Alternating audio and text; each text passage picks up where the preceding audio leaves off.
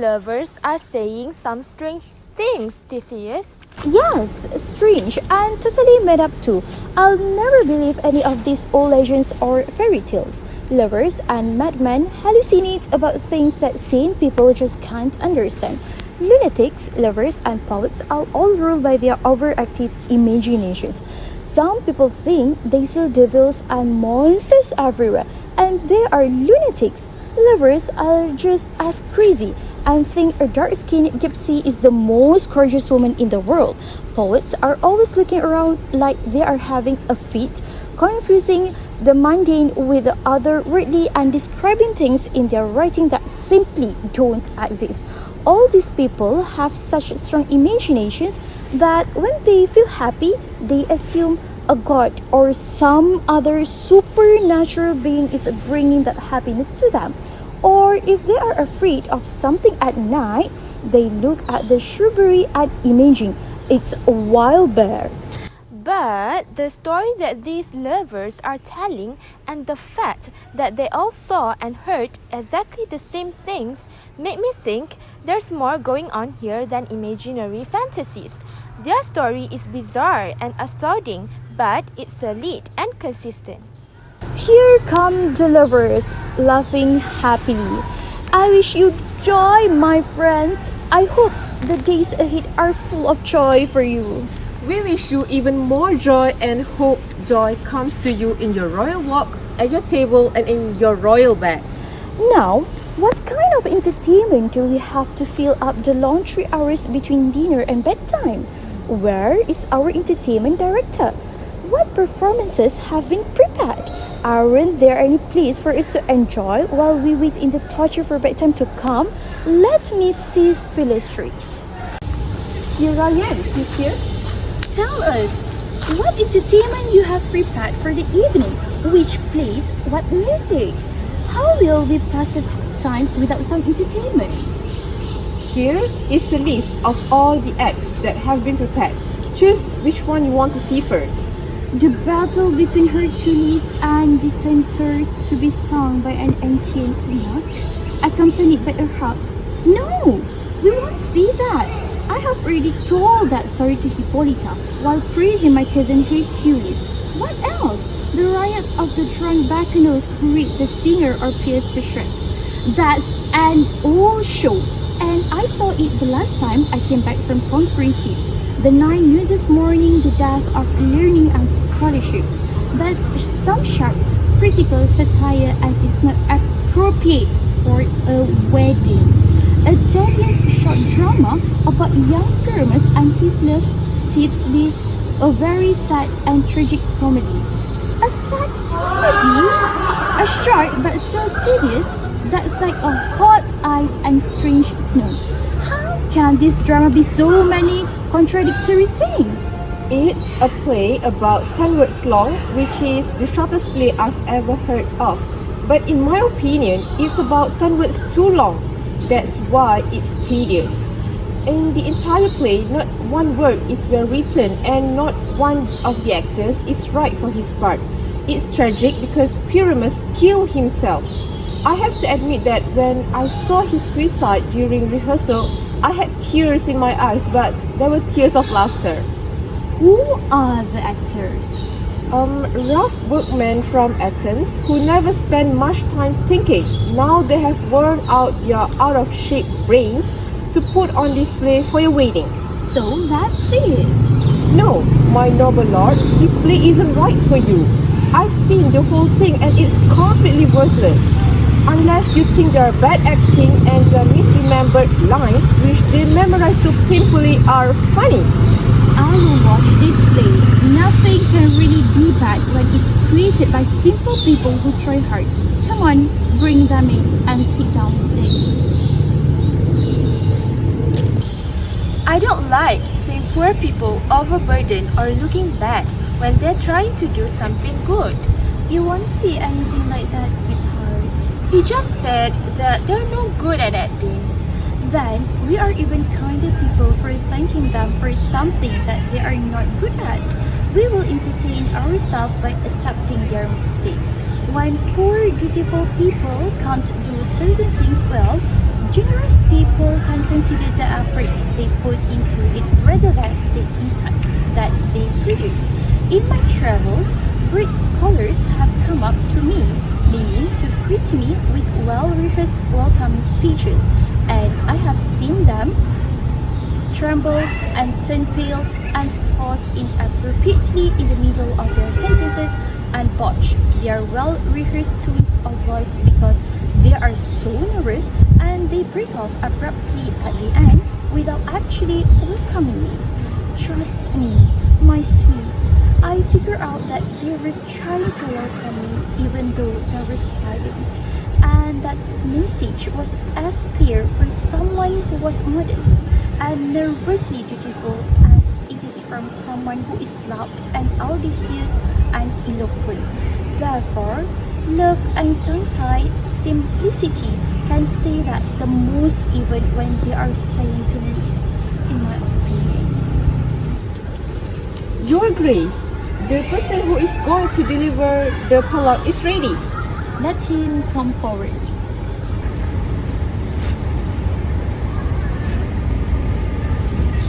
If we happen to offend you, it's because we want to. We don't want you to think we came here to offend you, except that we want to offend you with our good intentions. Our plan to show off our little bit of talent will wind up getting us executed. Please keep in mind that we are only here out of spite. We don't come here with the intention of making you happy. We are absolutely not here to delight you. The actors are ready to come out and make you sorry. By watching their show, you will find out everything you're likely to know. This guy doesn't pay much attention to punctuation. He wrote that prologue like a wild horse. He didn't know how to stop it. The moral of this story is that it's not enough to speak. You have to speak grammatically. Yes, he performed his prologue like a child plays. A recorder. He can make sounds, but they're out of control. His speech was like a tangled chain. It went on and was a total mess. Who's next? Ladies and gentlemen, perhaps you are wondering what is going on. Well, keep wondering until the truth makes everything clear. This man is Pyramus, if you want to know. This beautiful lady is definitely Thisbe. This man with the limestone and cement is portraying Wall, that horrible wall that kept these lovers apart. They are content to whisper through Wall's little hole, the poor souls, and no one should be surprised. This man with his lantern, dog, and thorn bush portrays moonshine. Because, if you want to know, the lovers were not ashamed to meet each other by moonshine at 9 p.m. in order to carry on their courtship. This grisly beast, which is called lion, scared away, or rather frightened, the faithful Thisbe when she arrived at the meeting place at night. As she ran away from him, she dropped her cloak, which the horrible lion stained with his bloody mouth. Soon Pyramus comes along, a tall and handsome young man, and finds his faithful Thisbe's cloak to be dead. At this point, he takes his sword, his bloody blameful blade, and bravely breaks open his boiling bloody breast. And Thisbe, hiding in the shade of the mulberry bushes, took his dagger and killed herself. For the rest of the story, let Lion, Moonshine, Wall, and the two lovers talk more about it, since they are standing here. I wonder if the lion's going to talk. It wouldn't surprise me, my lord. If this asses can speak, a lion should be able to. At this point, I, Snout, play a wall, but not just any wall. I want you to understand that I'm pretending to be a kind of wall that has a little hole in it. The lovers, Pyramus and Thisbe, often whispered very secretly through that hole. This clay, this cement, and this stone that I'm carrying around show that I am that wall. It's the truth. And this is the crack, right side and left side, through which the frightened lovers will be whispered. Can you imagine cement and stone talking better? It's the smartest partition I've ever heard speak, my lord. Oh, grim looking night. Oh, night that is so black in color. Oh, night which is always there when it is not day. Oh, night. Oh, night. So sad, sad, sad. I'm afraid my Tisbe has forgotten her promise. And you, oh wall, oh sweet, oh lovely wall, you stand between her and father's property and mine.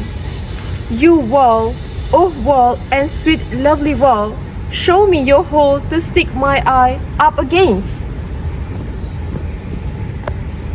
Thank you, you're such a polite wall. God bless you for doing this. But what's this I see? I don't see any Tisbe. Oh, weak wall, through which I don't see any happiness. Damn your stone for disappointing me like this. Since the wall is conscious, it should curse back at him.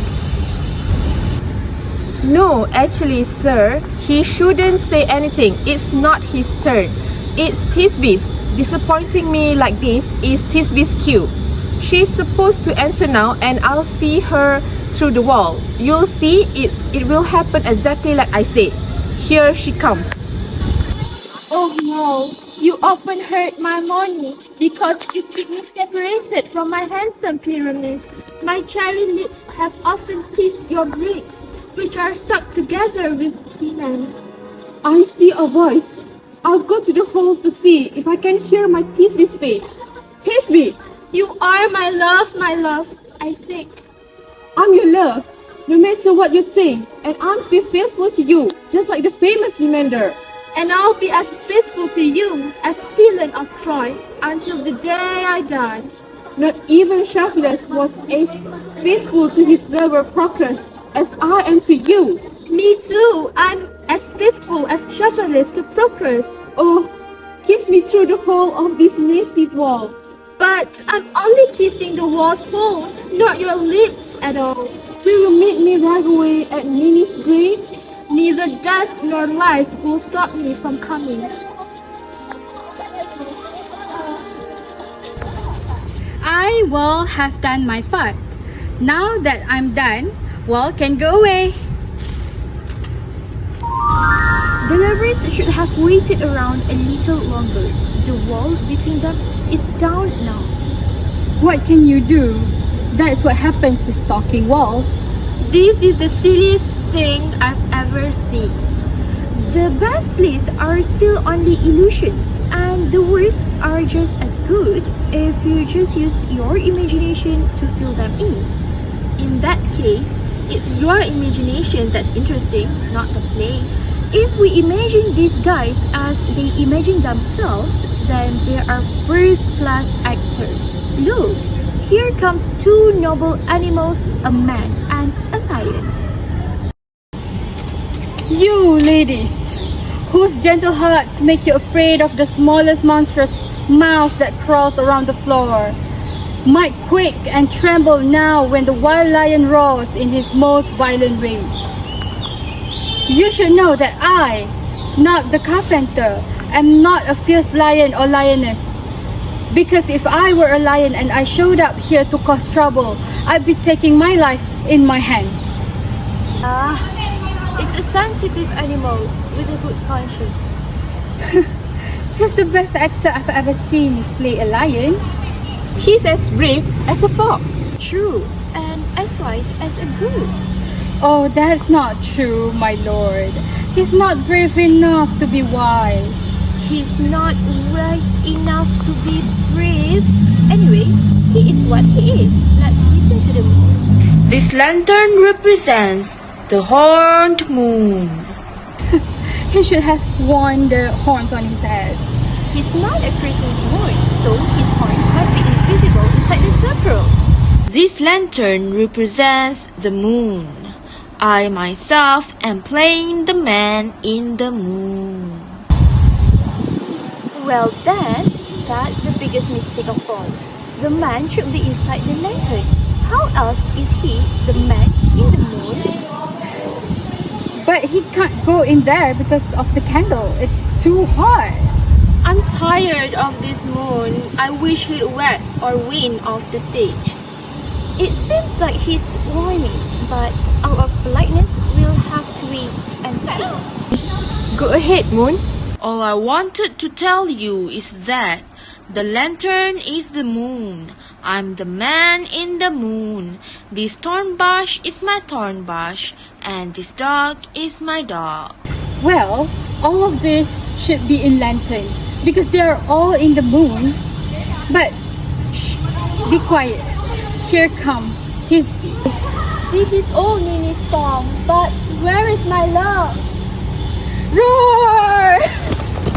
Good roaring, lion. Good riding, Tisby. Good shining, moon. Really, the moon shines very well. That's good, lion. Shake it around like a cat with a mouse. And then Pyramus showed up. So the lion disappeared. Sweet moon, I thank you for your sunny beams. I thank you, moon, for shining now so bright. Because by the light of your gracious, golden, glittering gleams, I hope to be able to see my faithful Tisby. But wait, oh no! But look, poor me, what a terrible tragedy is here. Eyes, do you see how can it be? Oh dainty duck, oh dear, your clock so good. What stained with blood? Come terrible furies and punish whoever has hurt her. Oh fate, come and cut the thread of my life. Conquer, crush, conclude and heal. You could get sad watching this actor's passionate feeling. If one of your good friends happened to die right at the same time, damned if I don't feel sorry for him. Oh, Mother Nature, why did you create lions? A mean and awful lions, as deflowered my darling, who is, no, who was the most beautiful lady who ever lived, or loved, or liked, or looked. Come on, tears, pour over me. Come on out, sword, and wound Pyramus in the chest. Yes, right here on the left side, with his heart is. And so I'm dying. Here I go. Here I go. Okay, now I'm dead. My soul has fled to the sky. My tongue shall see no more. It's time for the moon to go away. Now die, die, die, die, and die. Is someone throwing dice? I guess it's die, not die, since there's only one of him. Actually, he's a die with no dots, since he's nothing. He's dead. With the doctor's help, he might recover and become an ass again. If Moonshine's gone before Tisby comes back, how will she be able to see in the dark to find her lover dead? She will see him by starlight. Here she comes. Her mourning and burning will end the play. I don't think a ridiculous pyramid like that one deserves much mourning. I hope she keeps it short. I can't decide whether Pyramus or Tisby is better. Like, God help us if he's a better man, but God help us if she's a better woman. Look, she spotted him with those sweet eyes of hers. And now she'll start mourning, of course. Are you asleep, my love? What? Are you dead, my dove? Oh, Pyramus, get up! Speak! Speak! Can't you talk? Dead? Dead? The dirt of a grave must cover your sweet eyes, your lily white lips, your cherry red nose, and your buttercup yellow cheeks are gone, gone forever. Lovers mourn and weep. His eyes were as green as leeks. Oh, feet, come, come to me with hands as pale as milk. Soak your hands in blood and gore, since you have cut the thread of his life with scissors. Come, do not speak. Come, trust his word. Come, blade, drench my breast with blood. Goodbye, friends. This is how this becomes to an end. Goodbye, goodbye, good. Moonshine and Lion are left to bury the dead. Yes, and wall too. No, I assure you, the wall that kept their fathers apart has been taken down. Would you like to see the epilogue or hear a country dance between two of us? No epilogue, please. Your play doesn't need to be excused afterward with an epilogue. Never afterward. When the actors are all dead, no one can be bound. As a matter of fact, if the playwright had played Pyramus and hung himself with this belt, it would have been a very good tragedy. It's a good tragedy, very well done. But come on, let's see you do your dance. Forget your epilogue. The clock has chimed midnight. Lovers, it's time to go to bed. It's almost fairy time. I'm afraid we are going to oversleep in the morning as late as we have stayed up tonight. This blatantly stupid play help us kill the time until bed. Dear friends, let's go to bed. We'll continue this celebration for 2 weeks with nightly parties and new fun. Now the hungry lion roars and the wolf howls at the moon. The farmer snores exhausted from his work. The charred logs glow in the fireplace, and the owl's hoot makes the sick man think about his own death. Now is the time of night when graves open wide and release spirits to glide over the graveyard path. And we fairies who run away from the sun just like the goddess of the night, following darkness like a dream, are getting antsy. But I'm here to make sure that not even a mouse disturbs this blessed house. I've been sent to clean house a bit before the fairies come. Let the dying fire shine a glimmering light throughout the house. I want every elf and fairy to hope like me, like a bird on a twig, and to sing and dance this song along with me. First, rehearse your song from memory and make sure each note is pretty. We all join hands and sing and bless this place with our fairy grace.